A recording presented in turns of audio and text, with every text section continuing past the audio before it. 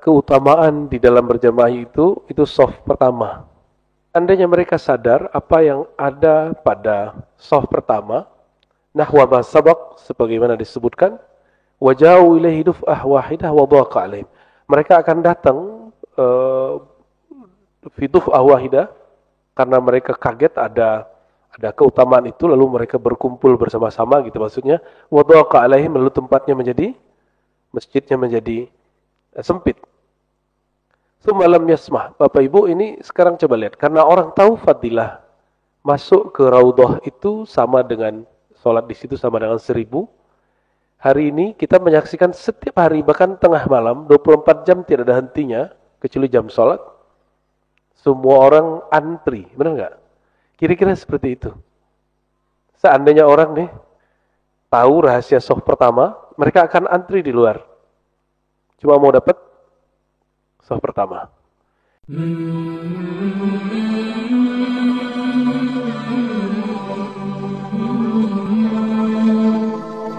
من فضائل الجماعة أن في الصف الأول فضلا عظيما لو علمه الناس لاقتتلوا عليه. Pada sholat jamaah itu fadilahnya tidak hanya pada 27 derajat, tapi ada keutamaan di dalam berjamaah itu shaf pertama. Tapi ini kita harus tahu diri ya, jangan shaf pertama di belakang imam, kecuali ente orangnya bisa gantiin imam. Ya, ini langsung di belakang imam. Padahal kita bukan orang yang berhak menggantikan imam. Ya. Yang berhak menggantikan imam ya orang-orang masjid sendiri yang mereka sudah bertugas, atau ulama atau kiai yang alim ya, yang afqah. Kita baru mengerti bab shaf pertama utama, terus langsung di belakang imam, itu konyol ya. Sampingnya, di kanannya atau samping kirinya. Seandainya ya manusia tahu apa yang ada pada shaf pertama, laqtatalu alaih, mereka akan saling berkelahi. Ini kalau terjemahan santri saling bunuh-bunuhan itu nggak benar Kiai. Itu terjemahannya salah. Laqtatalu alaih, mereka akan berkelahi untuk berebut shaf pertama. Ya. Shaf pertama itu nanti dibagi lagi, tapi belum dibahas di sini. Yang paling afdal pertama kanan, lalu baru kiri. Ya. Kalau shaf pertama penuh kanan, ya baru kita isi yang kiri. Jangan kemudian kanan semua, jadi shaf 1, 2, 3 kanan semua. Ya, itu enggak tepat juga. Fa'an Abi Hurairah, dari Sayyidina Abu Hurairah, sahabat yang hafal 5.000 hadis, hanya 3,5 tahun ngaji kepada Rasulullah, tapi dia fokus. Allah berkahi sepanjang hayatnya dan sampai hari ini jadi simbol Imamul Muhaddisin. Jadi imam ahli hadis kalangan sahabat itu Abu Hurairah. Hadisnya paling banyak, melebihi banyaknya hadis Aisyah, Anas ya, yang merupakan orang dalamnya Nabi ya.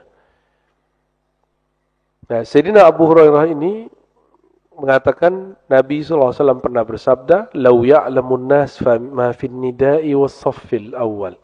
Seandainya orang tahu apa rahasia pada keutamaan azan dan shaf pertama, semalam yajidu, lalu mereka tidak kebagian jatah, illa ayastahimu alaih, mereka akan mengundi, maka mereka akan siap diundi atau ngantri. Mereka akan siap untuk ngantri. Seperti orang yang ingin masuk sekolahnya kiai ini ada ngantri.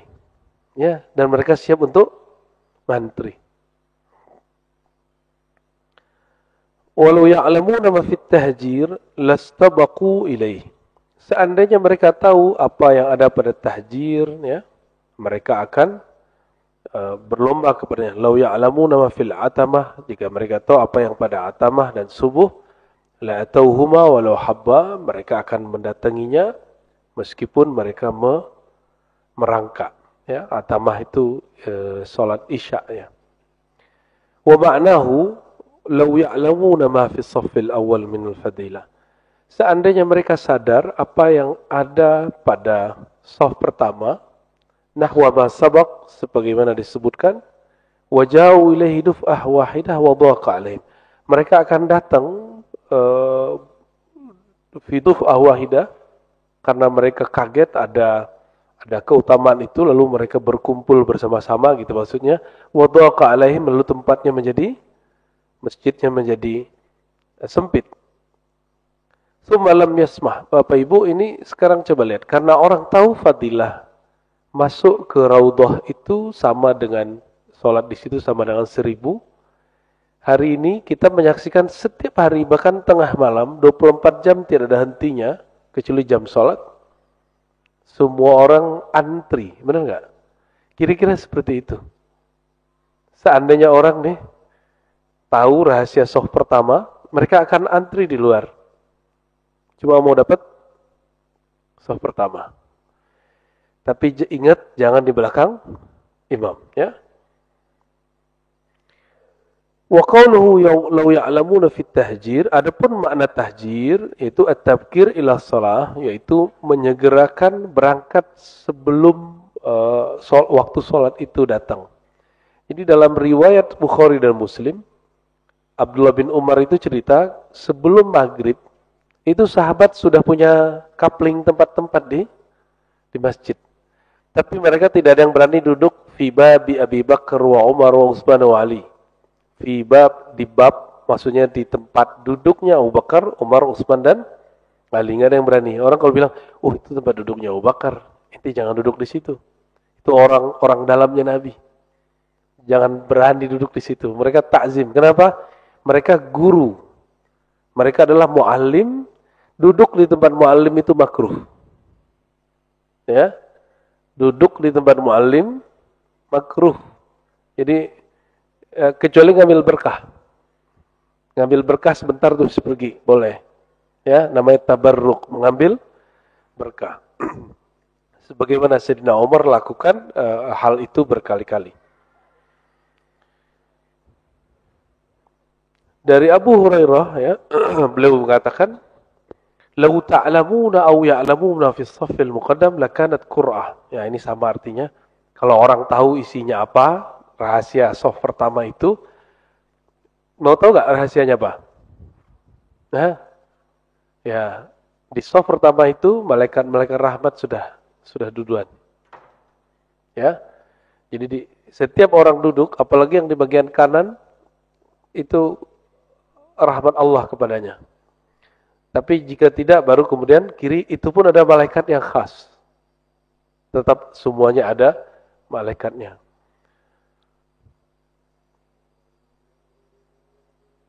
Khairu sufufir rijalah. Di sini nih banyak ustadz keliru nih ngajar ibu-ibu. Tengkar ibu-ibu di belakang. Khairu sufufir rijal awwaluha. Coba ilustrasi dulu. Di zaman Nabi tidak ada pembatas shaf. Oke? Sudah paham? Tidak ada pembatas shaf. Maka pembatas shaf bagian dari bid'ah. Dan bid'ahnya hasanah. Bid'ahnya hasanah. Jadi kalau orang menolak ada bid'ah hasanah, dia harus bongkar itu pembatas-pembatas tirai. Ya, tidak pernah ada di zaman Nabi. Oh, ini kan ada maslahat ya. Maslahat itu dalil. Kan orang yang mengingkari adanya bid'ah hasanah tidak menerima kita berdalil dengan maslahat. Kok giliran sekarang nggak cocok sama dia jadikan maslahat sebagai dalil. Atau saddu zari'ah. Saddu zari'ah itu juga dalil tapi tidak disepakati. Ya, maka berdalil dengan itu menjadikan barangnya menjadi bid'ah hasanah. Oke. Artinya kalau orang dulu begini jumpa pengajian atau nama Nabi, jarak dengan perempuan laki-laki tidak ada pembatas. Sudah terbayang? Nah, maka Nabi berkalam. Khairu sufufir rijal awwaluha. Sebaik-baik saf laki-laki, nah ini dari tinjauan ikhtilat. Tinjauan interaksi antara lawan jenis. Maka sebaik-baik saf laki-laki yang paling depan, karena dia paling jauh dari perempuan. Dan ini juga dalil bahwa perempuan betul-betul tidak pernah absen dari masjid. ini juga dalil bahwa perempuan tidak pernah dilarang Nabi ke masjid. Ya. Terus kenapa ada orang melarang perempuan ke masjid? Ya, itu aneh. Wa syarruha akhiruha. Dan seburuk-buruk safnya paling belakang. Karena nanti kalau saudara belakang dia merasa dilihat-lihat oleh mbak-mbak, tete-tete, itu ibu-ibu. Ya, betul ya. Itu bersedia. Pengalaman dia berarti. Wa khairu sufufin nisa, sebaik-baik saf perempuan. Nah, dari safnya perempuan itu yang paling bagus di belakangnya. Tapi yang paling baik paling bagus di belakangnya, yang paling buruk di depannya. Tapi ingat, ini baik bagus di sini bukan baik bagus dalam pengertian fikih. Ini bab fadilah. Maka buruk di situ syarruhu khairun. Syarruhu hasanun. Buruknya di sini itu masih bagus. Nah, ini yang nggak paham dengan bahasa kerohanian Rasulullah. Ketika disebut syarrun, seburuk-buruk saf. Oh, berarti kalau saf dulunya di situ kita orang terburuk dong? Bukan. Kalau emang bagiannya cuma di situ ya sudah. Orangnya tidak buruk, tapi saf posisi kamu tidak bagus. Tidak terlalu bagus gitu. Nah, maka saya katakan syarruhu hasanun. Meskipun saf belakang itu buruk, tapi buruknya masih bagus. Kenapa? Dia sholatnya di masjid. Dia sholatnya nah, ada safnya, ada buat saf juga, tapi di rumah sendiri-sendiri. Gak nyambung sama imam, sama makmum. Nah, bagaimana statusnya hari ini? Dengan adanya saf laki perempuan dibagi dan dipisah dengan tirai, apakah kalimat khair dan syar, baik dan buruk di sini masih relevan? Dia tidak relevan lagi. Maka dia kembali kepada makna bebasnya. Bahwa ada malaikat di saf pertama. Bukan karena interaksi laki-laki dan perempuan. Jadi ada dua alasan kenapa saf di depan itu baik. Pertama karena malaikatnya. Yang kedua karena interaksi dengan lawan jenis. Tapi ketika ini sudah teratasi, dia kembali ke makna awalnya. Jadi meskipun di belakang tetap baik. Jadi ibu-ibu jangan tengkar ya, kamu di depan gitu ya.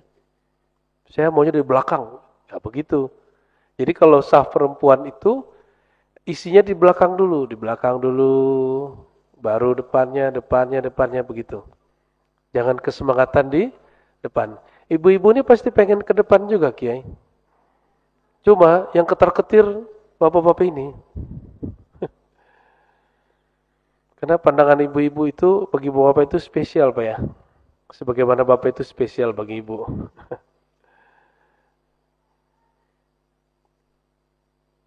Nah, dan dijelaskan oleh beliau di halaman 83, wal murad bi syarri sufuf, adapun yang dimaksud seburuk-buruk saf bukanlah buruk pada hakikatnya, tapi aqalluha thawaba wa fadla wa ab'aduha minal matlubi syara'.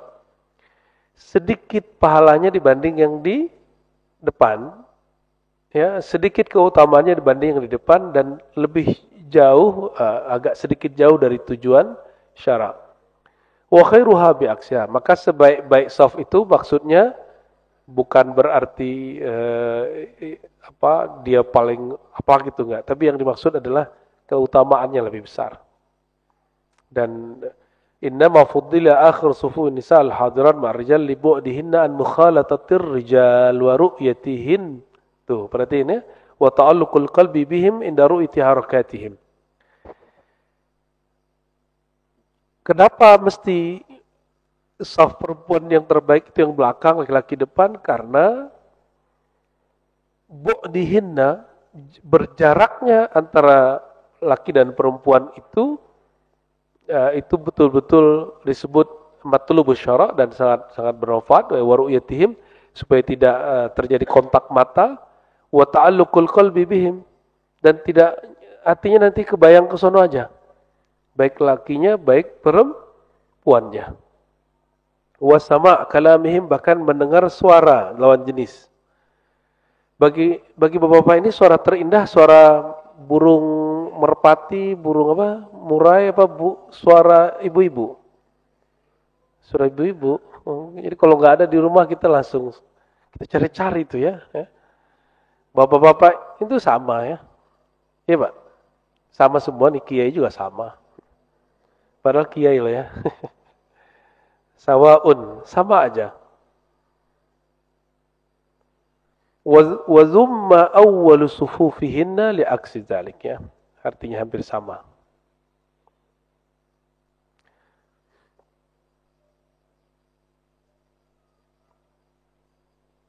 Kalau kita ke Uzbek kemarin, itu masjid laki-laki dipisah dengan masjid perempuan. Jadi setiap masjid itu ada dua. Ada masjid laki-lakinya, ada masjid perempuannya. Dan itu juga sangat bermanfaat. Kenapa? Karena batasan auratnya perempuan dalam mazhab Hanafi itu agak sedikit longgar. Kalau pergi umroh haji, sudah lihat orang-orang India kayak gimana mereka berpakaian, laki perempuannya. Mereka sangat rileks sekali ya. Jadi cuma tempel doang gitu. Kayak kita selendang orang-orang dulu. Pak kerudung ya. Kerudung orang dulu. Terus perempuannya rata-rata pakai baju yang baju kurung.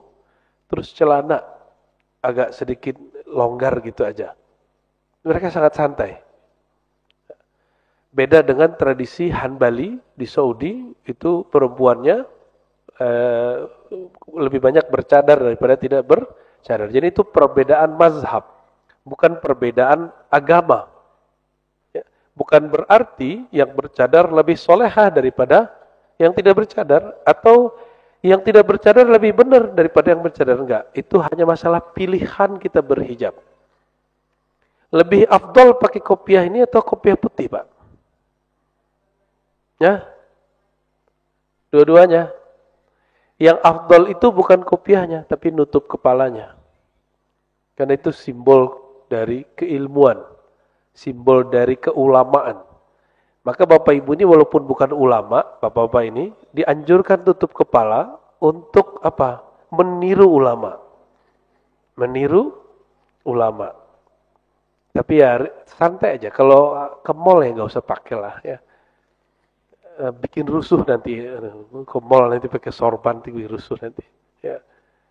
Nanti satpamnya kira ini bawa bom apa lagi, padahal kita baik-baik aja ya. Tapi kalau kiai saya itu mengharamkan pakaian yang berbeda dengan satu tempat. Misalnya di tempat itu orang pakai sorban semua, maka pakai kopiah hitam itu haram. Atau di satu tempat semua orang pakai kopiah hitam atau kopiah putih, maka pakai serban haram. Itu versi dia. Disebut dengan libasus syuhrah. Pakaian nyeleneh. Suka beda sama orang. Suka beda sama orang. Bapak Ibu yang bukan Allah, kita lanjutkan. Fadail jamaah yang berikut. Anna man shalla al-isya'a fi jama'atin faka'annama qama nisfal lail. Bagi yang tahajudnya cuma serakaat, 3 rakaat, nah ini kesempatan ini ya. Kesempatan untuk menebus kekurangan. Apa kata Sayyid Muhammad? Salat Isya berjamaah itu setara nilainya dengan Qiyamul Lail setengah malam. Setengah malam berapa jam? Nah, semalam itu mulai dari maghrib sampai terbit matahari. Jadi subuh itu dihitung dengan akhir malam, ujung malam. Jadi 6 jam lah kira-kira kalau di negeri tropis ya. Kalau di subtropis tentu beda lagi. Subtropis seperti Eropa kayak Denmark, Austria, Prancis. Mereka malamnya bisa hanya 5 atau 4 jam. Ya.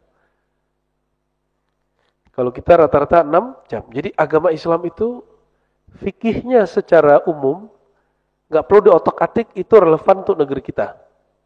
Adapun kalau udah masuk ke negeri subtropis, nah mereka mesti pakai fatwa-fatwa yang unik-unik. Itu sebabnya mazhab Syafi'i yang dulu lama berkembang di Khurasan itu tergantikan oleh Hanafiyah. Mungkin karena sebagian Syafi'iyah ini agak saklek, ya, sebagian.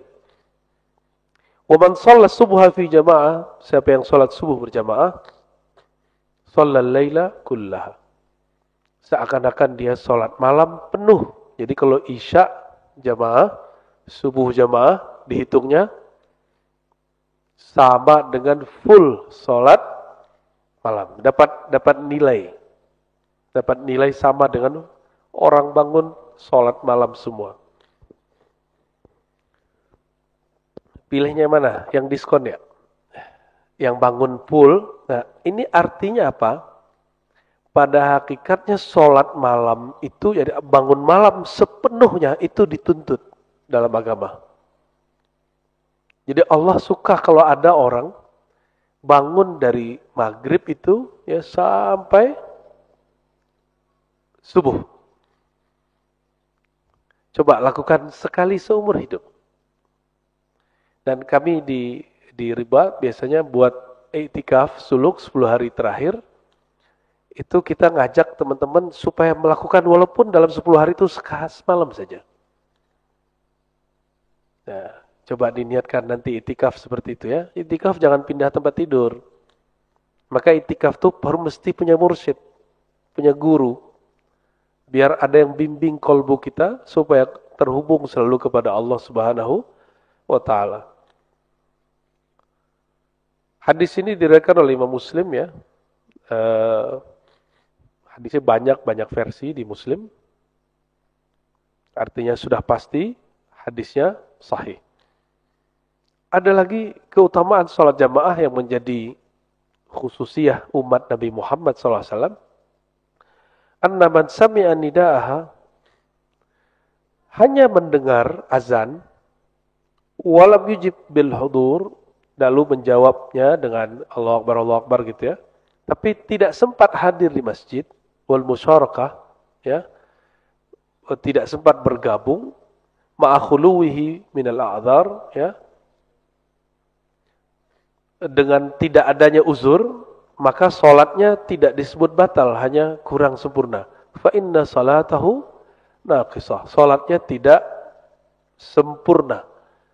Nah, ini juga bantahan bagi orang yang bilang kalau salat sendiri di rumah itu tidak sah, itu nggak benar ya. Jadi salat sendiri itu tetap sah tapi tidak sempurna. Kalau kita kerja, ada gajinya yang sempurna, ada gajinya setengah, pilih mana? Ya, kalau kerja begitu, giliran sholat, ya begitu ya. Dari sini Abdullah bin Abbas, qala Rasulullah SAW, man sami'a nida' falam yamna'hu min tibaihi udhurun qalu wa mal udhur khawfun aw marad lam tuqbal minhu shalah allati shalla. Cuma hadis ini ya tidak sampai derajat sahih li zatihi. Ya. Ada hadis yang dipakai di mazhab sebagian Hanbali, bukan semua Hanbali. Karena hadis ini diriwayatkan Abu Daud, dan Abu Daud murid Imam Ahmad bin Hambal sama dengan Bukhari, tapi Bukhari nggak ngambil mazhab ini. Siapa yang mendengarkan azan lalu tidak ada uzur syar'inya, apa uzur syar'i itu? Takut atau kena sakit. Takut atau sakit. Maka waktu pandemi kemarin mungkin mereka pakai hadis ini, ulama kita melarang untuk ke masjid. Lam tuqbal minhu shalah, maka tidak diterima salatnya hal yang dia lakukan ya. Tapi hadis ini tidak sampai derajat sahih, maka dia tidak kita pakai dan tidak kita hukumi untuk semua. Lam tuqbal di sini oleh para ulama, Ibnu Hajar misalnya di dalam syarah-syarah yang lain menyebutkan lam tuqbal kamilan, tidak diterima sempurna, diterimanya cuma sebagian saja. Sedikit lagi, ya, masih ada 3 keutamaan umat Nabi Muhammad SAW dalam salat jamaah. Apa itu? Salat berjamaah itu tadfa al-waswasa wa tahfaz minasyaitan, dapat membantu menolak waswas. Waswas itu ada yang minal jinnati wan nas. Dia masuk ke dalam dada, tapi sumbernya bisa jadi jin ataupun manusia. Jadi orang yang nolak ada jin, saya kasihan juga ya. Al-Quran mengisbatnya, menetapkannya, dia kok nolaknya. Takut sama jin itu baru masalah. tapi menolak ada jin, itu sudah mengingkari Al-Quran dan Sunnah dan bisa kufur. Ya, jangan sembarangan, jangan sok-sok rasional lah ya. Ada yang sok-sok rasional, sok-sok nggak takut. Bedakan, saya tahu ada preman depan, tapi saya nggak perlu takut toh. Misalnya gitu. Jadi antara menghilangkan takut dengan menolak keberadaan orang itu beda. Nah, was-was inilah yang kemudian akan terbantu hilangnya dengan sholat berjamaah. Wa tahfaz minasyaitan, dan akan menjaga orang itu dari was-was syaitan. Wa annal qauma alladhi la tuqamu fihimul jamaah yastahwidhu alaihimus syaitan. Maka satu kampung, satu keluarga, satu negeri, satu wilayah yang tidak ada sholat jamaahnya, syaitan akan mengerubugi mereka. Ya, itu sebabnya Nabi SAW kalau mengirim tentara berperang, dicek dulu subuhnya ada azan atau tidak. Jika ada azan, maka lanjutkan, tidak boleh merampas atau menyerang tempat itu. Itu di musim perang ya. Ini jangan disamakan. Nabi itu hanya membolehkan orang membunuh itu di musim perang. Di luar musim perang, membunuh hukumnya di qisas. Ya, yang tidak paham mengira Nabi ini jahat membolehkan membunuh orang. Dan termasuk hadis siapa yang mengganti agamanya faqtuluhu, man baddala dinahu faqtuluhu. Siapa yang mengganti agamanya murtad maka bunuhlah. Itu di musim perang. Dia lagi perang terus dia murtad, itu orang wajib bisa dibunuh. Itu bab perang. Kalau perang bunuh-bunuhan biasa nggak? Justru yang nggak boleh di masa perang itu tidak membunuh. Orang yang tidak membunuh musuhnya, tidak membunuh musuhnya itu orang itu yang haram. Ya, jadi kita Bapak Ibu nggak usah khawatir. Orang ulama ahlus sunnah ini sangat mengerti di mana naruh bab jihad. Lau annakum shallaitum, kata Ibnu Mas'ud ya, sahabat yang agak keras dengan sholat jamaah itu Ibnu Mas'ud. Kata beliau, lau annakum shallaitum fi buyutikum. Oh, saya baca hadis kedua dulu berarti. Seandainya kamu sholat di rumahmu, kama yusalla hadzal mutakhallaf fi baitihi, sebagaimana sholatnya orang yang meninggalkan jamaah ini di rumahnya, la taraktum sunnata nabikum, kalian akan meninggalkan sunnah nabi kalian. Walau taraktum sunnata nabikum la dhalaltum, kalau kalian sudah mulai meninggalkan sunnah, khawatir nanti akan terbiasa lalu dhalaltum, kalian tersesat. Ya, bukan berarti orang enggak sholat jamaah sesat. Ya, dhalaltum itu bisa berarti kalian tidak dapat keberkahannya. Ini banyak dapat hadis ini lalu kemudian dia katakan yang enggak sholat jamaah dolal, sesat. Nah, itu enggak nyambung juga. Hadis yang berikutnya hadis Abu Darda, wa min salatin fi qaryah, tidaklah ada 3 orang di satu kampung, wala badawin atau di luar kota, wala tuqamu fihi musalla, tapi mereka tidak mendirikan salat jamaah, illa qad istahwaza alaihimus syaitan. Syaitan akan mengganggu mereka bertiga. Itu sebabnya tempat begitu akan tengkar. Nah, ini tips. Kalau tengkar nih di rumah, ajak sholat jamaah. Ya, beres itu langsung. Insya Allah. Maka orang tua mungkin marah-marah mulu sama anak kesal mulu sama bapaknya, sama anaknya, segala macam. Itu dibuat sholat jamaah sesekali. Ya, selebihnya di masjid. Selebihnya di masjid atau di musola terdekat. Yang ada azan. Nah, saya di sini ada berdasarkan hadis-hadis ini, Bapak Ibu, di manakah diadakan sholat jamaah? Di tempat yang ada azannya. Berarti nggak mesti masjid, bisa jadi langgar, surau atau zawiyah ya. Walau taraktum sunnatan nabikum, oh bukan. Fa'alikum bil jamaah, riwayat berikut, hendaklah kalian jaga berjamaah, fa inna ma ya'kulu dhi'bu minal ghanamil qasiyah. Yang dimangsa oleh singa itu hanya domba yang sendiri. Domba yang sendiri, itu sebabnya Bapak Ibu, jamaah di situ tidak hanya jamaah sholat tapi jamaah apapun. Kalau kita ngaji, berilmu, bertorikoh, bermazhab, itu sebenarnya untuk menjaga jamaah.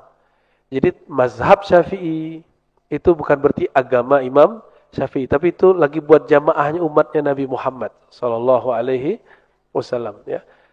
Begitu juga torikoh. Wa min khasa'isil muhafazah 'alal jamaah ya. Salah satu keutamaan umat Nabi Muhammad SAW dalam menjaga sholat jamaah adalah alamatul iman wal muwasalah ma'allah. Wah, ini sisi spiritualnya, tasawufnya di sini. Tanda iman itu ada di orang mau berjamaah. Wal muwasalah ma'allah, dan dia akan terkoneksi dengan Allah Subhanahu wa taala. Wa fi tarkiha wal i'rad anha suratun min suratil jafa wal kufur wan nifaq. Dan meninggalkannya itu adalah satu bagian dari bentuk kekufuran, bahkan kemunafikan ya. Di sini ada kalimat muwasalah ma'allah. Berarti berjamaah itu cara wusul paling cepat. Cara wusul paling cepat. Coba rasain zikir sendiri di rumah sama zikir jamaah di majelis. Beda nggak? Beda. Kalau di majelis kita bisa sejam, 2 jam. Kalau di rumah 5 menit sudah gelisah, sudah mulai cari handphone. Ya, kalau nggak boleh setel, apalagi kalau zikirannya di kamar yang ada TV-nya. Ya, belum nyampe 100, udah ngelirik TV. Ya.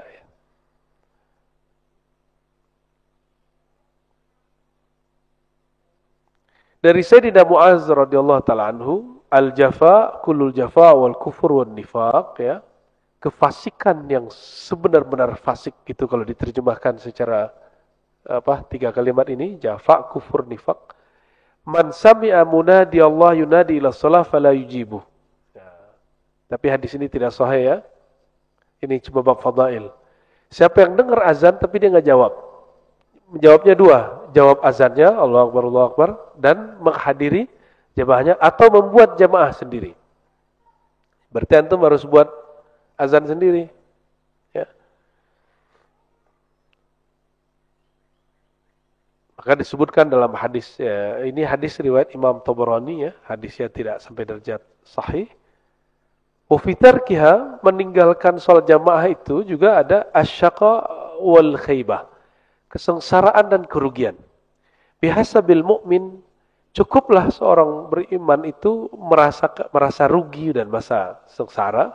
Ayasma'al muazzin yusawwibu bis-shalah fala yujibu.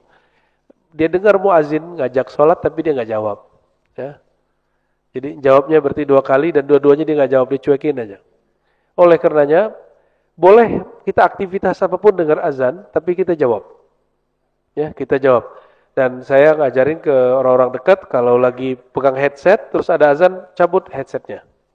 Ya, kalau lagi nyetel apapun, pause dulu, ya, matiin dulu. Kita dengerin dulu. Kalau kita memang perlu waktu tambahan. Bagian akhir, ya, bagian akhir. Anna Nabi SAW tawa'ada tarikaha bi ayyahriqaha bin nar. Nabi pernah mengancam, ini pengandaian Nabi, tapi Nabi tidak pernah terlakukan. Disebut sunnah yang Nabi impikan, angan-angankan, tapi Nabi nggak pernah lakukan itu. Ini cuma pengandaian. Sebagai stressing pentingnya sholat jamaah. Kita sudah sering dengar, cuma orang sering pakai ayat hadis ini, dan dipraktekkan. Ya, dulu pernah dengar gerakan padri di Minangkabau. Itu kalau pagi-pagi ada orang nggak basah tangga rumahnya, itu rumahnya dibakar. Berarti dia nggak sholat jamaah. Jadi gerakan padri itu 2 generasi. Generasi pertama itu masih oke, masih toleransi tinggi. Generasi kedua ada tempat nih azan, tapi mereka masih buka warungnya dibakar. Ya, ada balai itu tempat orang ngumpul, tempat nyabung ayam segala macam, bakar gitu. Maka dulu rumah gadang, balai-balai adat di sana itu sering terbakar. Padahal hadis ini Nabi tidak pernah amalkan. Karena Nabi tidak pernah melakukannya, jangan pernah dilakukan. Jangan pernah ini hanya menunjukkan stressing bahwa sholat jamaah itu betul-betul urgent. Laqad hamamtu, kata Rasulullah SAW. Aku bergumam. Nah, apa beda hamamtu dengan ta'ammaltu atau urid atau atamanna? Apa bedanya? Hamamtu itu himmah. Ya, sebenarnya berat keinginanku gitu. An amura fityati, aku perintah ini anak-anak muda, pemuda-pemuda, fa yajma'u li huzaman minal hatab, ya. Lalu mereka kumpulkan ada kayu-kayu bakar. Summa atiya qauman, lalu mereka bakar itu orang-orang yang yusalluna fi buyutihim, salat di rumah mereka. Ngeri enggak nih? Ngeri enggak hadisnya? Ngeri hadisnya. Ya. Laisat bihim illah, yang mereka tidak ada illat. Tidak ada illat. Apa arti illat? Uzur. Illat itu bisa penyakit, ya, rasa takut atau hujan. Fa uharriqaha alaihim. Nah, berarti orang yang tidak sholat itu ditanya dulu, nggak langsung dibakar. Kenapa? Karena di sini ada kalimat mereka datangi orang-orang yang sholat di rumah, yang tapi tidak ada uzur. Berarti orangnya diinterogasi nggak? Diinterogasi. Ada pertanyaan di situ, nggak main bakar-bakar aja, apalagi main bom, ya. Itu orang sudah di luar mimpi Rasulullah SAW. Itu orang bukan sedang melakukan mimpinya Nabi, angan-angannya Nabi, tapi mereka kurang ajar sama Nabi Muhammad SAW. Nabi nggak pernah lakuin, dia lakuin. Ya. Faqila li Yazid, ya, al-jum'ah ya ana aw ghairaha, qala summat udunaya illam akun sami'tu rabbi ya'thiru. Rasulullah SAW lam yadhkur jum'ah wala ghairaha. Jadi sahabat nih Yazid, murid sahabat bertanya, namanya Yazid, apakah itu sholat Jumat? Enggak, katanya. Itu sholat biasa.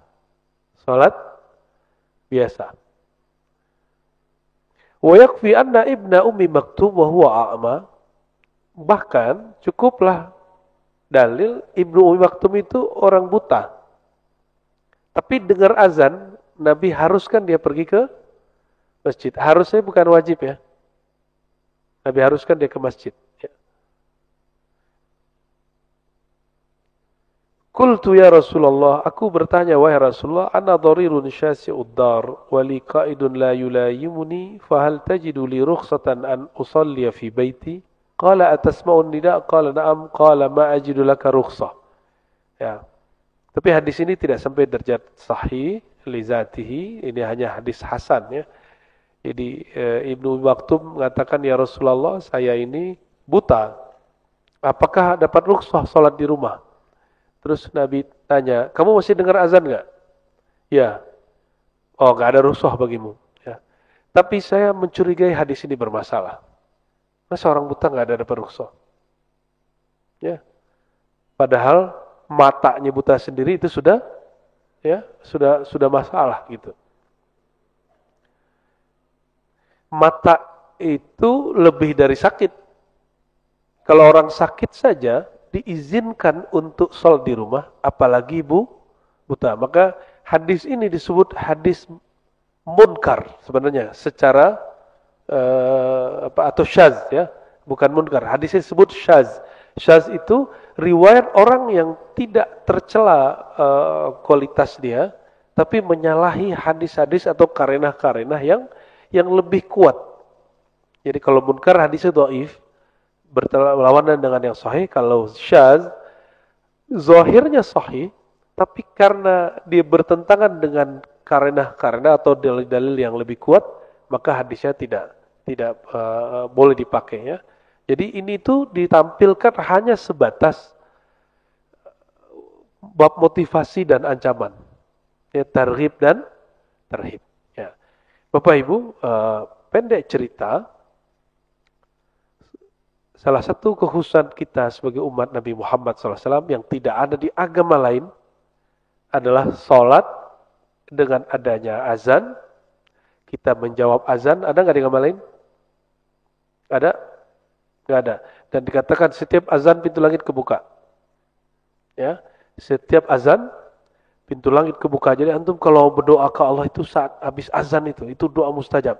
Jangan nunggu dapat duit dulu pergi umroh, kelamaan. Ya. Terus yang kedua, sholat jamaah itu sendiri. Sholat jamaah itu sendiri. Jadi jika coba bayangkan, sholat di Masjidil Haram 100.000, ya. Di Nabawi 1.000. Tapi itu kan versi riwayat. Kalau versi ahli hakikat, sholat di tempat Nabi itu unlimited. Kenapa? Mana yang lebih mulia? Tanah yang ada jasadnya Nabi atau tanah yang ada bekas tempat lahirnya Nabi? Nah, ini ikhtilaf ulama.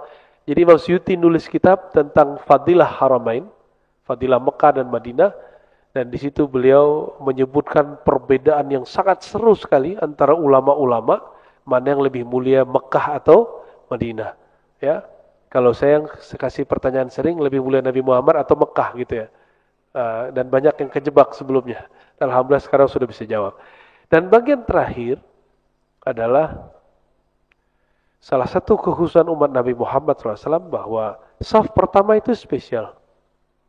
Ya, bukan hanya interaksi laki-laki dan perempuan itu berkurang, tapi karena ada satu rahasia muasalah, langsung berhadap dengan Allah Subhanahu wa Ta'ala. Dan itu mirip dengan safnya malaikat di langit dan saf para nabi waktu mereka sholat di belakang Nabi Muhammad sallallahu alaihi wasallam.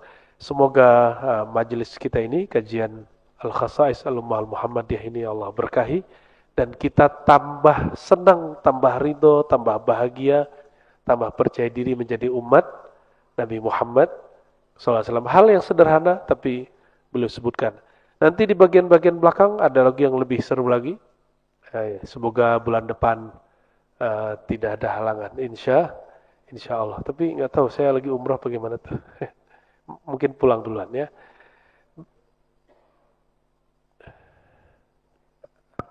Ya, untuk Bapak sekalian, tolong sampaikan untuk bulan depan kita hari Sabtu lagi ya, tanggal 7 ya. 7 aja ya? Iya, Okay. tanggal 7 itu dawuh dari Umi ya. Ya, iya betul. Baik. Jadi untuk bulan Februari hari Sabtu lagi tanggal 7. 7. Mungkin karena nanti malam Buya ini akan segera berangkat lagi terbang. Ini Pontianak. Doa saja Buya. Iya. Baik. Baik. Ya. Nggak ada pertanyaan kan? Oke, satu deh. Sebentar. Ya. Baik. Coba. Yang kenceng. Ada dua ini bisa. Yang pertama, kalau kita berikan kesempatan soft terbantu kepada orang lain, apa kita tetap dapat pahalanya atau tidak? Terus yang kedua, gimana hukumnya kalau orang sampai melewati pundak orang-orang karena dia pengen cepat-cepat langkain gitu kalau. Baik. Terus lihat itu kalau Jumatan itu. Ya. Bagaimana di dalam syariat orang-orang yang ngasih kesempatan orang lain untuk duluan maju ke saf pertama. Kalau bahasa saya itu namanya bodoh. Kalau bahasa kita. Tapi kalau bahasa kaidah fikihnya lebih soft. Itsal qurbi makruhun. Ada gitu ya? Mendahulukan orang lain untuk mendapatkan kesempatan beramal yang terbaik itu makruh, dibenci Allah. Itu ada kaidahnya dalam fikih. Kalau disebut qawaid fikihnya berdasarkan hadis-hadis Nabi yang tadi. Ya. Itu orang kalau tahu rahasianya apa, laqtatalu alaih, mereka akan berkelahi. Lo kita kok kasih? Itu namanya apa? Bodoh. Kalau bahasa Gus Miftah itu G-O-B-L-O-K. Ya, jauh dibaca Pak. Ya, yang kedua tadi bagaimana dengan orang yang suka melangkahi? Ya, itulah kebodohan kedua. Jadi kita nih boleh berangan-angan dapat fadilah. Tapi fadilah itu kan sifatnya personal. Orang yang berakal, mukmin yang berakal dan berhati bersih, dia akan merenung. Kalau saya melangkahi orang, ingin dapat satu fadilah, tapi saya ganggu orang, itu fadilahnya dapat nggak? Nggak dapat. Oleh karenanya ulama ijma sepakat itu makruh. Bukan hanya ulama Ahlussunnah dari kalangan 4 mazhab, bahkan dari kalangan Salafi sendiri seperti Bin Baz itu mengatakan itu nggak boleh. Bin Baz ini imamnya Salafi, dia mengatakan nggak boleh Pak, walaupun pelakunya banyak Salafi, ya, karena mereka nggak baca aja Majmu' Fatwanya. Kan lebih sering kita baca Majmu' Fatwanya Ibnu Taimiyah, kitab Muhammad Wahab, Utsaimin, Bin Baz daripada mereka sendiri. Kita lebih sering baca ya, karena kita pengen tahu nih ajaran imamnya apa sih gitu ya. Dan sehingga kita juga bagian dari mereka dulu dan kemudian tersadarkan kembali ada yang lebih alim di atas orang alim, ada yang lebih luas di atas orang yang saklek bahkan yang tidak oke ya. Cukup. Nah ini mau nanya mulu yang Pak dosen ini ya. Ya. Assalamualaikum Buya, Pak Kiai, terima kasih. Kalau lagi sholat kadang-kadang di sebelah kita ngantuk, kita yang menguap, terus mulutnya itu menutup tangannya ini menutup mulutnya gitu. Kadang sampai 2 kali 3 kali nih hukumnya gimana? Terus kadang-kadang setelah selesai sholat kan ngajakin salaman gitu ya. Kadang-kadang saya kalau dekat orang seperti itu buru-buru Assalamualaikum saya pindah gitu karena takut diajak salaman karena tangannya bekas nutup menguap gitu. Ini gimana Pak Kiai? Ya, makasih Pak Kiai. Tangan orang sholat itu berkah Pak. Ya. Tangan orang sholat itu berkah.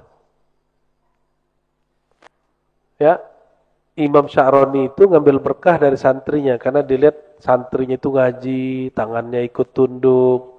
Itu kalau santrinya ngambil berkah dari dia niat ngambil berkah dari santri. Jadi kalau kita ngelihat ada orang yang nguap terus kita jijik sama mulutnya, itu kurang pas itu. Ya, salaman aja. Ya. Nggak ada masalah ya. Terus ada adab kalau kita nguap. Nguap itu kan karena oksigen kita kurang. Dan itu normal. Tapi dalam riwayat disebutkan Nabi Muhammad tidak pernah menguap.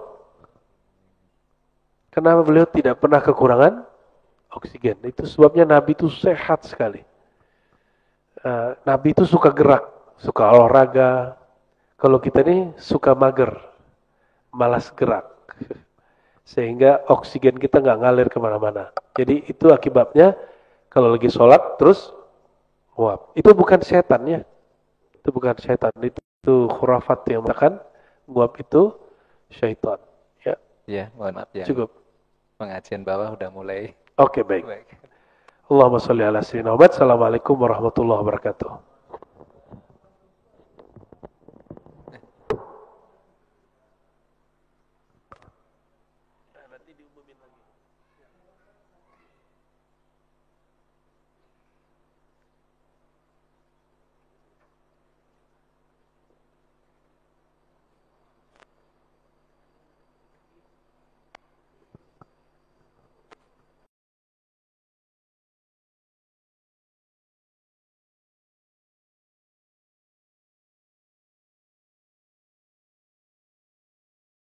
Ternyata itu hikmah saya diundur datang ke sini ya. Harusnya saya ke sini Senin pekan lalu. Tapi alhamdulillah Allah takdirkan suruh istirahat dulu ya. Dan ini nikmat, ternyata ada hikmahnya. Jumpa dengan orang-orang yang akan berjumpa dengan tempat yang dulu baginda Nabi Muhammad SAW hidup di situ. Karena mau berangkat umroh, kita kasih inti-intinya aja ya. Kalau sholat itu ayatnya gimana? Aqimis sholata li dzikri, surat Thaha. Dirikanlah sholat, itu terjemahan lama. Kalau terjemahan sekarangnya, aqim itu berusahalah engkau menyempurnakan sholatmu lidzikri, untuk mengenang aku, mengingat aku. Ada yang ingat Allah nggak? Kita ingat sesuatu yang kita pernah jumpa dan kita kenal.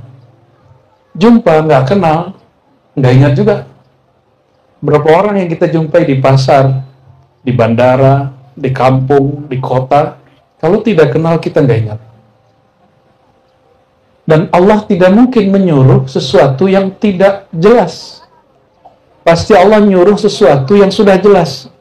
Yang sudah jelas kita pernah jumpa, yang sudah jelas kita pernah kenal kepadanya. Dan ia mengatakan, innani anallah. Kalau kamu lupa kepadaku, akulah Allah. La ilaha illa ana. Secara harfiah, la ilaha, tiada yang disembah, tiada yang berhak disembah, tiada Tuhan illallah, kecuali Allah. Itu namanya hakikat. Berhakikat nggak cukup, mesti bersyariat. Aqimis salata lidzikri. Maka jika engkau telah kenal aku, bangunlah hubungan kepadaku, mendekatlah kepadaku. Bagaimana caranya? Aqimis salata. Maka sempurnakan, usahakan menyempurnakan sholat. Jadi saya tidak menerjemahkan aqim itu sekedar mendirikan, karena orang Indonesia hari ini kata berdiri itu dianggapnya berdiri pakai kaki. Padahal dalam bahasa Melayu lama, aqim itu usaha artinya. Qiyam itu bukan berdiri, artinya usaha. Berusahalah engkau melaksanakan sholat, maka sholat itu usaha. Usaha apa? Lidzikri, untuk mengingat-ingat pertemuan dengan aku. Kita kalau ingat seseorang, ingat namanya, atau ingat sifatnya, atau ingat perbuatannya, bahkan syukur-syukur ingat zatnya. Minimal ingat namanya. Itu sebabnya permulaan sholat setelah niat dibuka dengan apa? Allahu Akbar. Itu permulaan ingat. Maka ingatlah dirimu kecil, bahkan tiada yang maha ada, hanya aku. Allahu Akbar. Itu maknanya. Jadi kalau orang sholat masih merasa berilmu, itu belum ingat Allah. Orang sholat masih ngejar pahala, belum ingat Allah, dia ingat pahala. Orang sholat ingat Ka'bah, keliru juga. Kita menghadap Ka'bah, bukan mengingat Ka'bah. Lain nggak? Kita orang Islam nyembah Ka'bah atau nyembah yang memuliakan Ka'bah? Yaitu Allah Subhanahu wa Ta'ala. Maka Ka'bah itu hanya sekedar lambang persatuan rohani, menyatukan gelombang kolbu, ya, secara zahir. Ya, karena sudah bertahun-tahun sholat kok ngadap Ka'bah. Ka'bah itu di mana sih? Maka perlulah kita berkunjung, berziarah. Itulah yang disebut umrah, haji. Jadi haji dan umrah itu salah satu maknanya berziarah, mengunjungi kiblatnya tubuh, kiblatnya badan.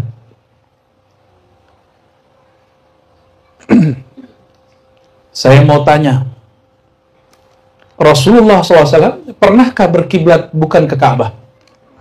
Pernah. Berarti Ka'bah itu boleh ditukar-tukar nggak sama Allah? Ya suka-suka Allah ya. Cuma karena syariatnya sudah selesai, nggak akan ada lagi diganti ke Lombok, nggak bisa. Mentang-mentang di Lombok ada Rinjani gitu ya, nggak bisa. Syariatnya sudah selesai. Al-yawma akmaltu lakum dinakum. Agama sudah selesai, syariat sudah selesai. Yang belum selesai pada diri kita adalah aqimnya. Maka guru saya menerjemahkan aqimis shalah itu ma'rifatilah sholatmu. Ma'rifatmu belum selesai. Syariat sholat sudah selesai. Sholat subuh berapa rakaat? Kalau lagi soleh gitu boleh nggak nambah 3 rakaat? Ya. Kenapa subuh yang lagi seger 2 rakaat, sedangkan zuhur kita lagi capek-capek ngantuk 4 rakaat? Kenapa? Itu urusan kemakrifatan. Orang kalau bangun tidur maksiatnya sedikit, lalainya tidak banyak, paling lalai asbab tidur. Tapi kalau dari pagi sampai siang, sudah berapa banyak mata ini ternodai? Bukan ternodai, sengaja menodai. Ya, lisan kita nyinggung orang, mata kita jelalatan, pikiran kita nakal, ya, hati kita kemudian berkhayal cinta dunia. Maka penawarnya aqimis shalah li zikri. Tujuannya kan zikri. Supaya zikirnya kuat, maka rakaatnya harus 4. Karena efek noda-noda tadi mesti dirontokkan. 1 rakaat, 2 rakaat, 3 rakaat, 4 rakaat bersih lagi dia. Dan aneh, kok dari zuhur ke asar 4 lagi? Karena waktunya pendek. Karena itu waktu orang tulul amal. Jadi hati-hati ya. Dari zuhur sampai asar itu waktu orang pikiran tulul amal. Apa arti tulul amal? Panjang angan-angan. Ini penyakit yang biasa dikenain sama orang-orang kayak dia nih. Artis-artis, penyanyi-penyanyi, bahkan ustadz yang artis, termasuk yang ngurusin, sama aja. Hubbud dunya wa tulul amal, hati-hati. Maka saya pesan benar ke Bang Haji nih, Bang Haji Sofat. Bang, saya tahu nih bisnis banyak duitnya, tapi coba doa jadi khidmat hamba-hamba Allah, menunaikan cintanya kepada Allah.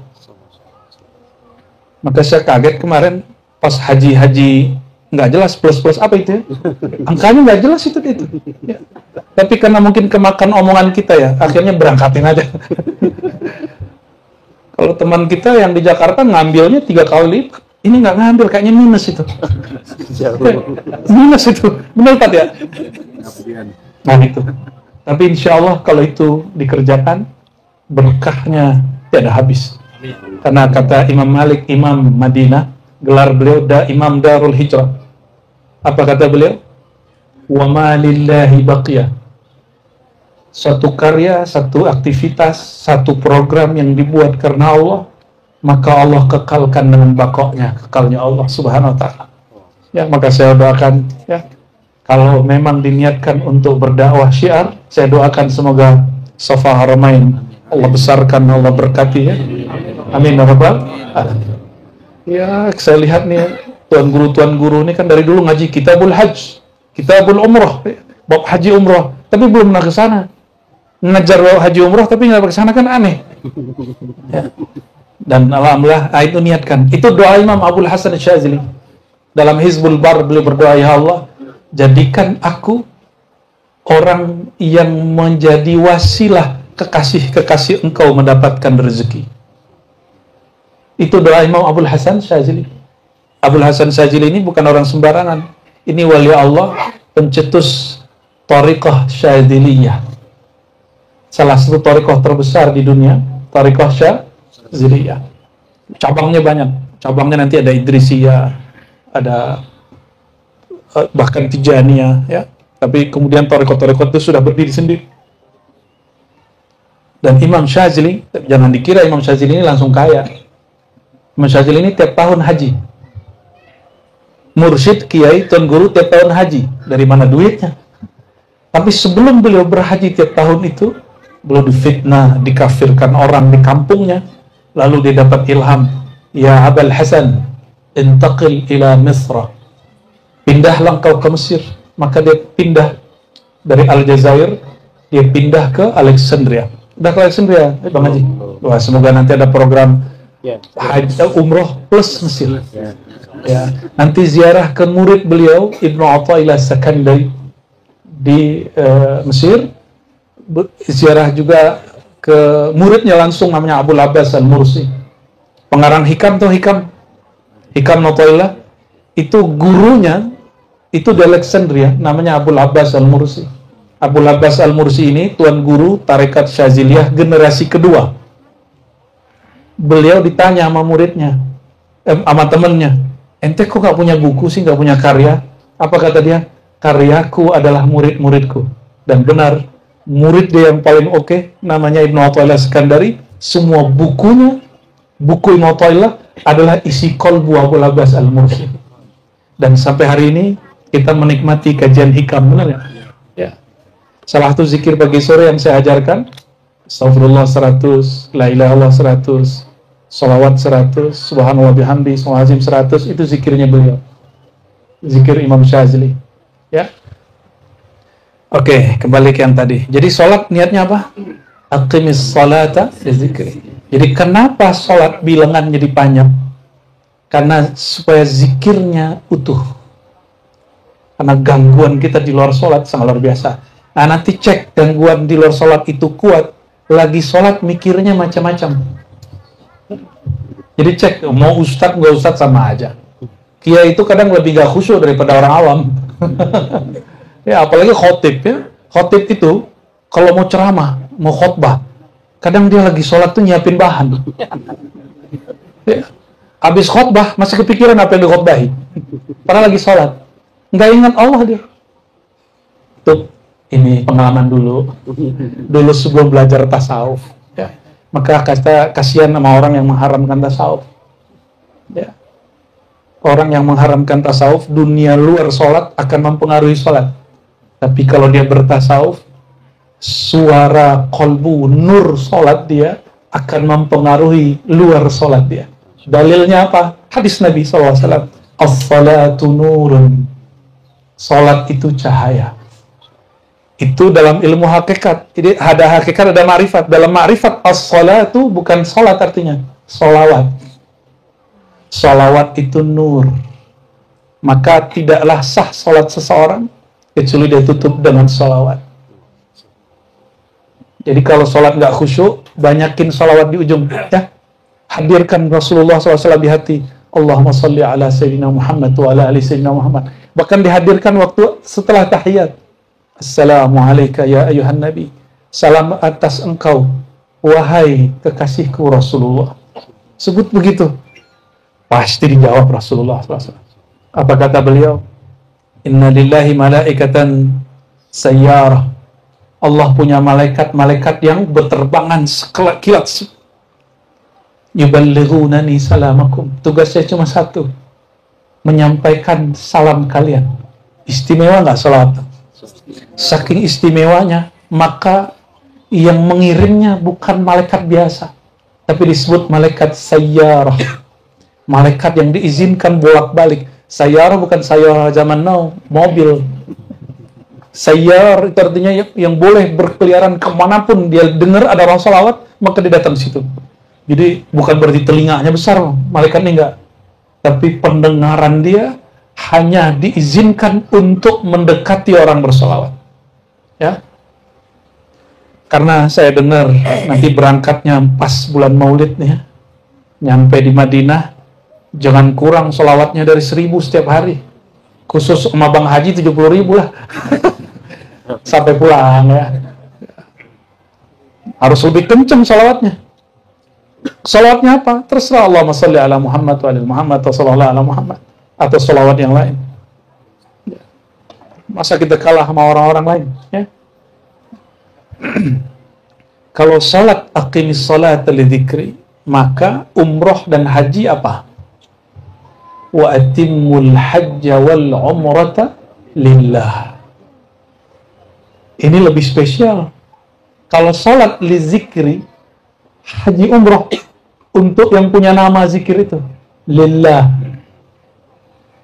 Salat untuk mengingat aku, tapi kalau haji umrah untukku, gitu kalimatnya. Mirip-mirip puasa kan?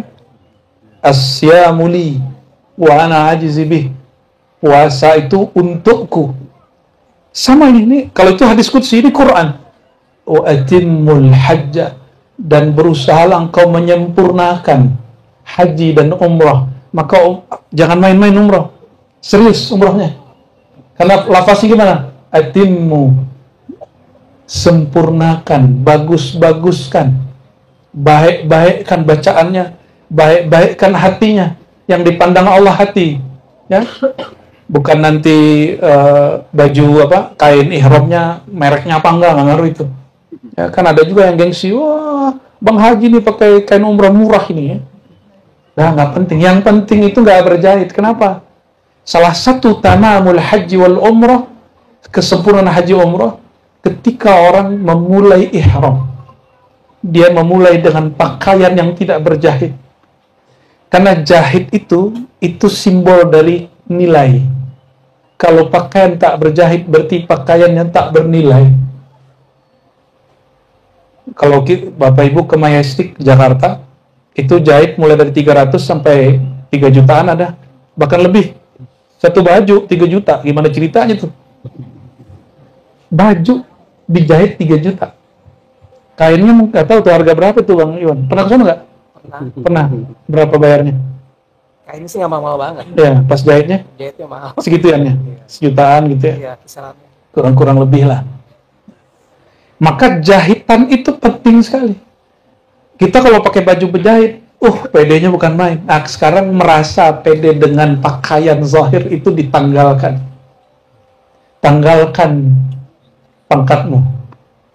Ya, ada kawan kita pangkatnya tinggi. Saya keceplosan pas haji. Maaf Bang, itu bintang turunin dulu ya. Tapi alhamdulillah itu ngefek benar katanya. Ngefek benar. Dan dia bersyukur alhamdulillah. Dari Musdalifah ke Mina jalan kaki nggak protes, alhamdulillah. Padahal Haji Furoda nyesek tuh. Haji Furoda jalan kaki. Bagusan nasib kita. Ya, padahal yang kemarin yang nggak nyampe 100 juta itu full naik bus. Oh iya. Mending naik sama Bang Haji ya. Tapi disitulah Allah membersihkan orang-orang yang biasanya terjebak oleh baju, terjebak oleh jabatan, pangkat yang melengket, yang melekat pada baju. Ya, coba Ustadz nih, kalau kita dai Ustadz kan lengkap nih, pakai begini kan, rida ini, shawl, pakai kopiah, pakai baju, lengkap deh, pakai cincin ya. Kalau bisa tuh dicopot semua, walaupun pakai cincin boleh, copot semua. Sehingga nggak ada Ustadz di situ, nggak ada jamaah di situ, nggak ada siapa-siapa. Itu yang disebut ihram. Jadilah hambaku, gitu maksud Allah. Maka tamamul haji wal umrah an tu'ri nafsaka an malabis dunyawiyah. Ketika engkau bertelanjang dari jabatan-jabatan, pangkat-pangkat, nama-nama duniawimu. Jadi sebenarnya seandainya nggak ada syariat pakaian, itu haji umrah itu mungkin nggak pakai baju. Tapi karena ada syariat berpakaian, nah inilah indahnya Islam itu. Sebelum Nabi SAW mengajarkan haji umrah, orang tawaf itu nggak pakai baju. Kayaknya yang ngajarin hakikatnya hakikat syaitoniah itu. Kan senang banget ngeliat orang begitu nggak pakai baju. Astagfirullahaladzim. Katanya apa? Ini tempat suci, tanggalkan semua pakaianmu. Ternyata salah paham. Ya. Jadi sempatlah tempat suci itu nggak suci. Jangankan itu, Ka'bah yang sekarang kita tawaf, dulu ada 360 lebih berhala. Dan berhala itu satu-satu masing nama-nama syaitan, nama-nama iblis. Coba yang disebutin di Quran apa? Latta, Uzza, Manata. Itu nama-nama iblis, na'udzubillah. Nama-nama syaitan. Itu syaitan pangkatnya, kalau sekarang mungkin kalau dikasih pangkat ya bintang 3 lah. Bintang 3 di Indonesia nggak banyak loh. Sama itu nggak banyak, itu cuma beberapa syaitan doang yang berpangkat begitu. Dan mereka divisualkan dalam bentuk berhala. Dan disembah. Orang tawaf di situ. Ya wajar kemudian kalau tawafnya nggak pakai baju. Karena yang ditawafin setan. Maka ilhamnya ilham syaitania. Nah ini hati-hati belajar ilmu hakikat nih. Orang belajar hakikat masih bisa terjerumus ke jurang-jurang syaitan. Kalau nggak sampai kepada ujung ma'rifat. Makanya Quran mengatakan fa'lam annahu la ilaha illallah. Maka berilmulah, bermakrifatlah ma'rifat la ilaha illallah. Maka semua ma'rifat yang menyalahi la ilaha illallah batil. Ya. Kita nggak ngaji ma'rifat dulu deh. Masih sore. Jadi haji umrah, kalau sholat li zikri, untuk mengingat-ingat aku, mengenang-enang aku. Kalau haji umrah full untukku, lillah. Maka nggak boleh ada sedikit ampun. Nih mohon maaf Pak Ustadz nih, ya Tuan Guru, itu juga ngefek. Masuk ya sebelum ihram, syahadat dulu, jangan langsung niat. Syahadat itu lebih dari niat, meluruskan. Saya bimbing umat engkau ya Allah, karena ingin mengajak mereka mengenal Engkau, ya Allah. Insya Allah itu diterima Allah itu. Baru pasang niat. Takut kegoras-goras di hati rupiah, dolar, sama real. Nemenin jamaah nih untuk tawaf, tapi dalam hatinya berputar duit, tips. Jangan sampai begitu. Ya. Itu pengalaman saya. Ya. Walaupun saya nggak pernah bawa jamaah, tapi lagi tawaf, kolbu kita dengar. Kan kolbu bisa dengar kolbu. Itu berisik sekali. Real, dolar gitu. Ya. Itu terjadi. Tubuhnya tawaf di tempat suci, tapi pikiran kolbunya karena nodanya nggak disyahadatin dulu, nggak diistighfarkan. Akhirnya kolbunya berputar pada dunia. Dan coba cek Ustaz, ya. Orang yang membimbing haji umroh karena duit, ta'ibah wa ta'isa. Dia pasti lelah pikirannya. Berharap sudah ditemenin, ini nggak dapat tips. Ya. Ada orang yang kita nggak harapin ngasih tips. Apa kata baginda sallallahu alaihi wasallam? Hadisnya sahih. Ta'ibah abdud dinar. Sungguh lelah pemburu dolar, real, dan rupiah. Lelah pasti. Ya. Kembali ke niat awal. Wa atimmul hajja wal umrata lillah. Sempurnakan haji umrahmu dengan menanggalkan keakuanmu, menanggalkan sifat-sifat cinta duniamu. Betul kita butuh duit, perlu duit, betul. Tapi jangan kemudian kita menjadi hamba duit. Ya. Siapa sih nggak senang dikasih duit? Senang nggak dikasih duit, Bang? Senang. Ya. Tapi ketika hati udah nyangkut, rasakan tersiksa. Maka kalau boleh kita sebut as-sa'adul ibad. Orang yang paling bahagia, ya. Orang yang paling kuat mentalak dunia di kolbunya. Kalau dunia di kolbu harus talak 3, nggak boleh talak 1, ntar berujuk lagi dia. Berapa kali talaknya? Talak 3. Lo kan terus bisa kawin lagi, itu lagi cerita tuh. Emang kita berusaha terus, nggak boleh.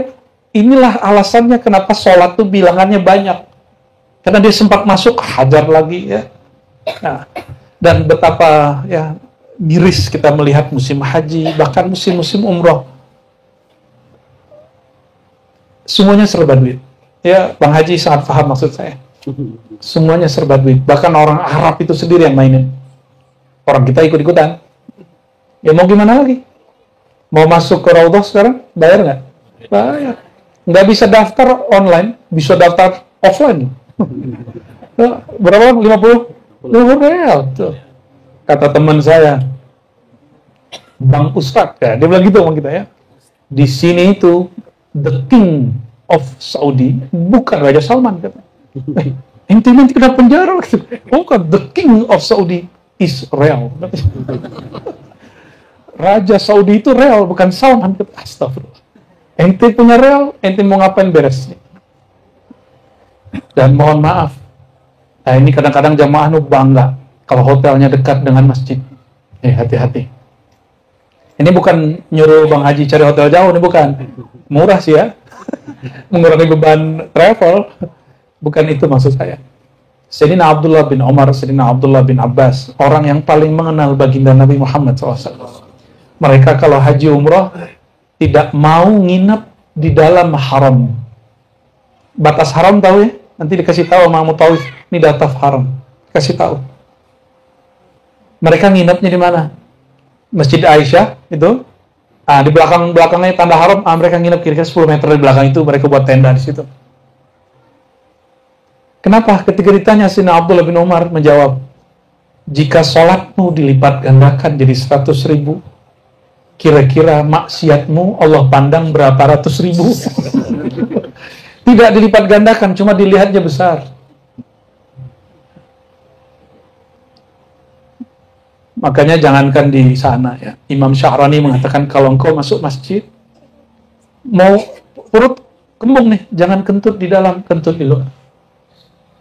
Kenapa? Engkau sedang berada di Baitullah, di rumah Allah, walaupun bukan Baitullah yang di Haramain sana. Adab di dalam masjid. Jadi yang besar itu di Haramain itu adab. Jadi maka sekarang jika berhalanya bernama real, dolar, saya nggak heran. Kenapa? Dulu sebelum Nabi Muhammad SAW, ya, yang jadi berhala di sana, berhala beneran. Kota suci Mekah jadi pusat berhala dunia zaman itu. Lalu dibersihkan oleh beliau, Fatuh Mekah, dan sekarang masanya lagi muncul, jadi berhala real dan dolar. Ya. Semoga ada masa ini dibersihkan lagi oleh imam akhir zaman. Ya.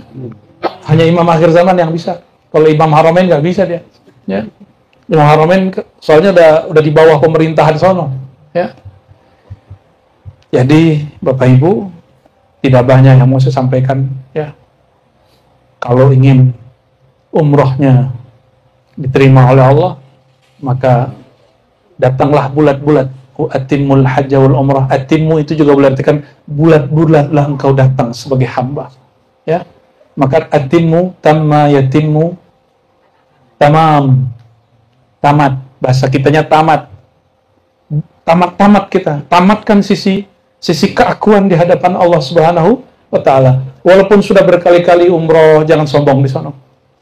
Oh, nanti tersesat jalan. Bukan itu masalahnya. Kan sekarang ini yang bikin orang takut pergi haji umroh, kalau dia punya masa lalu yang gelap, takut nanti di sana kualat. Nah, ini kewajiban Ustaz meluruskan ini. Ya, nggak ada kualat-kualat begitu di umroh tuh, nggak ada. Maklum kenapa orang hilang di Haramain, ya, bukan negeri kita. Orang banyak hilang tuh biasa. Ya. Bukan itu masalah. Yang masalah adalah adab kolbu di sana. Ya. Jika adab yang baik dilipat ganda 100.000, maka adab yang buruk Allah pandang juga besar. Oleh karenanya, nanti masuk hotel, ya, jalan, matanya jangan jelalatan. Ini orang Lombok nanti ngeliatin orang Turki bening-bening, Masya Allah. Ya. Di tempat suci, mata kok menikmati sesuatu yang Allah tidak perkenankan. Ya. Pengalaman tadi ya. Ngeliatin lagi cewek India, hidungnya mancung-mancung. Ya. Emang begitu. Ngeliatin lagi orang Iran, orang Uzbek, putihnya Masya Allah. Seakan-akan tulangnya kelihatan dari belakang kulitnya itu. Urat-urat. Benerlah kata orang Arab dulu kan, al-bayat nisful jamal. Separuh kecantikan, keindahan, ketampanan itu pada putih. Kata orang Arab. Kalau kata orang Persia, enggak. Yang kayak kita ini yang hot katanya. Allahumma sholli ala sayyidina Muhammad. Jadi, jika sholat lizikrillah, haji umrah lillah. Berarti lebih dekat, lebih cepat. Ya. Semoga perjalanan umrohnya Allah makbulkan, Allah mabrurkan, dan para ustadz dan juga Bang Haji dan tim Allah berkahi, Allah jadikan niat mereka tulus, ya, tapi jangan hanya tulus selalu mampus, tapi tulus dan dapat surplus. Amin ya rabbal alamin. Untuk keselamatan keberkahan kita semua, mari kita bacakan suratul Fatihah. Alhamdulillah, bismillahirrahmanirrahim. Ya kenapa suratul Allahumma rahman.